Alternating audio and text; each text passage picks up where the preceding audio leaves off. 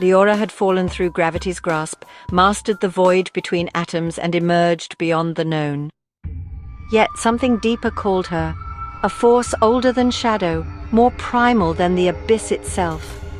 It was the foundation upon which all else stood, the root of existence.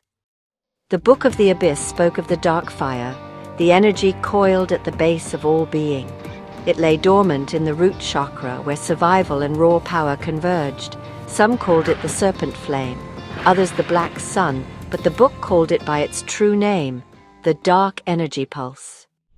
It was the silent force behind expansion, the hidden will of creation itself. It surged unseen through the cosmos, the antithesis of gravity, an energy that did not pull but pushed reality forward, unraveling space-time itself. And at its climax, when fully realized, it would collapse into itself, forming the Zero-Point Singularity, the birthplace of all things. If she could wield it, she would not just walk the abyss, she would become its creator.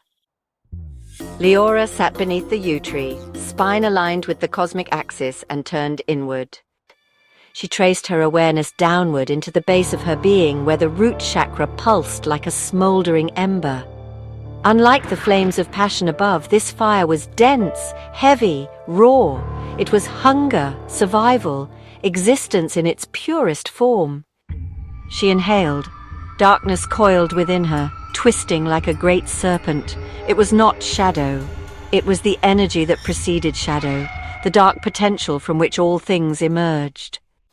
She exhaled. The serpent writhed. It was awakening. Her body vibrated as unseen currents surged upward, but she was not ready for full ascension, not yet. First, she had to understand the force at its base. Dark energy rippled around her, shifting space-time itself. She could feel the expansion of the universe in her spine, the ceaseless pushing outward of all things, the silent breath of existence growing and stretching toward infinity. She was the cosmic force. But the book warned of the final threshold, the zero-point collapse. If dark energy was the force of expansion, there was a moment, an instant of paradox where expansion folded inward, a singularity, a point of conception where time and energy compressed into pure potential, waiting to be reborn.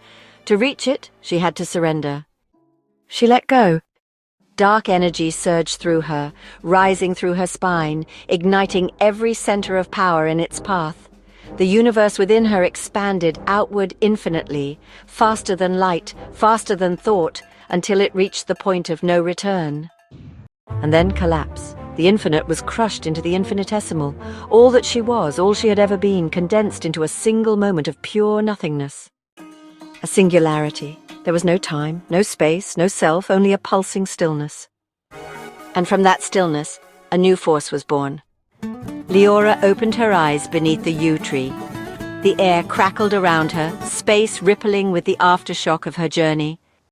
She had felt the orgasmic climax of the cosmos, the birth of existence itself within her own being. She no longer simply manipulated dark energy, she was the force behind creation and destruction. She had reached the zero-point singularity, and now she could create from nothing.